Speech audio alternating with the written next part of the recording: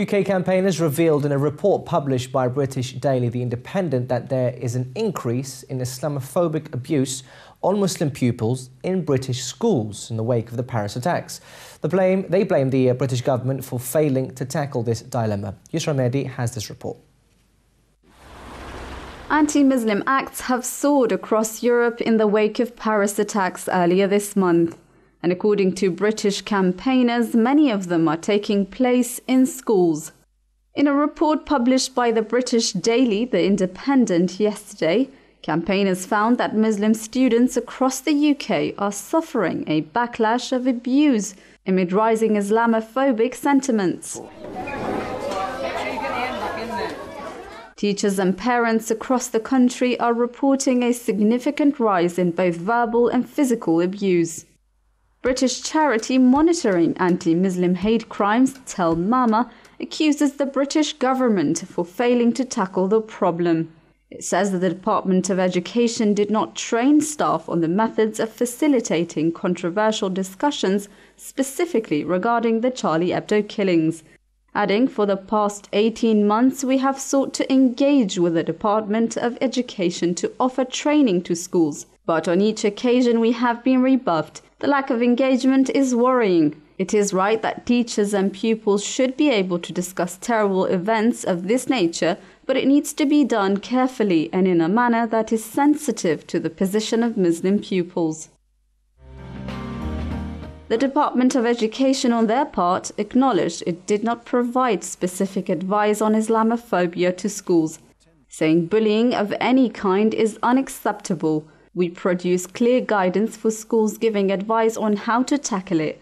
All schools must have a behavior policy including measures to prevent bullying, and they are expected to promote mutual respect, tolerance and community cohesion. This is a generic statement which critics say does not tackle the crux of the issue.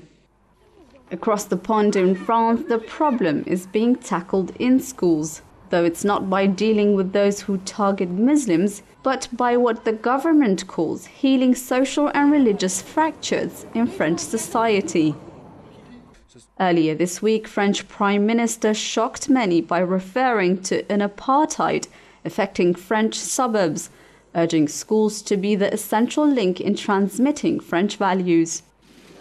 French Education Minister, for his part, agrees, saying secularism is the solution. Secularism has to be owned totally as an opportunity, as a value, which allows school to be both the guarantor of the Republican collective conscience and also a way of emancipating each student. Meanwhile, back in Britain, teachers' unions and anti-racism groups are putting all their efforts into supporting the 400,000 Muslim pupils in schools who are increasingly haunted by Islamophobia. Let's discuss this issue of the ever-increasing Islamophobia in British society. We are now joined by Arzu Merali, Head of Research at the Islamic Human Rights Commission. Arzu, thank you very much for joining the bulletin. Now, this issue of Islamophobic attacks on Muslim students in schools, now campaigners and unions believe it's the teachers that should be trained on how to approach controversial topics. Is this so? Yes, teachers do have to be trained, without a doubt, and this has been a call by anti-racist organisations for the last 30, 40, even 50 years in this country. This is not new, and I think what we're concerned about, and it's very good that the Independent has picked up on this story. However, we haven't just suddenly had a spike in cases against Muslim pupils after Paris, and this is a very important thing to recognise that there are cases going on day in, day out, whether it's about discussions being held without, proper sensitivity in class on any number of topics, not just sort of controversial recent events, but also basic sorts of discrimination going on at school. I'm sorry to disturb you, but I mean, has there been a significant increase since the Paris attacks?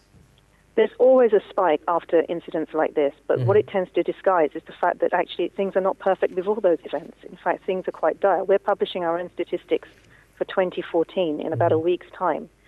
And this is a comprehensive survey of over, well over 1,000 people in the United Kingdom, nearly 2,000 people. And And what we've seen, I can tell you in advance, is that, the situation is much worse than when we ran that survey 4 years ago.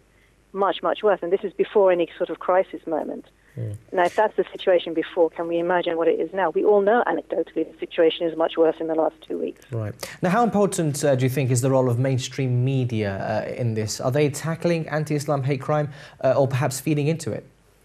Unfortunately, the combination of the way the government talks about Muslims, the way the media reports that, and in fact has commentators on it, this creates an atmosphere of hatred, unfortunately, which then provokes the kind of attacks that we're seeing at a street level. In a way, you can't blame people who are getting up and committing these attacks because they are being incited by what they're hearing on the media, what they're hearing from politicians, and they actually feel like they're doing something responsible. I mean, it's perverse, but that's their psychology. They didn't wake up one day and decide to be a racist.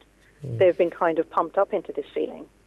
Now, if you remember a couple of months ago, Arzu, the Department for Education put all its efforts into tackling radicalism, especially in Muslim schools. But today, they're failing to protect Muslim pupils from a greater threat of Islamophobia. What are your views on that? Well, I think it's more of the same, isn't it? We've seen this over and over again, that, when you want something convenient to distract people from the key problems of the day, like the issues we have with the economy, hyping up this threat of Muslims as a problem at schools, in work, here, there and everywhere, threat of terrorism. It's very convenient. When it actually comes to the reality on the ground and who's being attacked, it's Muslim communities, it's black communities, it's many minorities, and it's even the poor people who have, lost even more income, who are actually suffering day by day all sorts of abuse and humiliation. I mean, is the rise in, whenever there's discussion about Islamophobia, integration always comes about. I mean, is the rise in abuse against Muslims really because they're not integrating within society, or is it actually because they're being separated because they don't really fit into the popular national values? Integration is a real red herring. I think survey after survey of the Muslim community we've done, and big polling agencies have done them, show that Muslims are highly loyal to the country, and they very much feel they want to be part of it, or they are part of it, more so than the majority community, I should say. This is a complete red herring. They're not actually being given the opportunities to participate in society, as many other communities are also being barred from, taking part through marginalization, through demonization, through everyday racism and Islamophobia. That's where the key problems are. Now, I mean, why is the focus on Muslims to change their views and their principles and their values when other ethnic tribes and religions are more or less accepted for their values as well?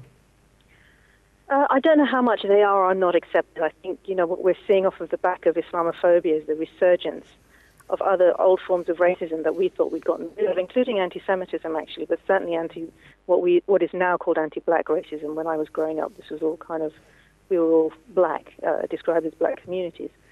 And the focus on Muslims, part of it is because of the kind of challenge that has come up regarding dissenting voices to do with foreign policy, but also generally, they're a convenient scapegoat. It's become a kind of vicious cycle of demonization, and because, Islamophobia has never became taboo in the way that other forms of racism did for a while. It's helped to re-legitimize some of the things, unfortunately, vote winners. They always have been, and they're coming back into the play now.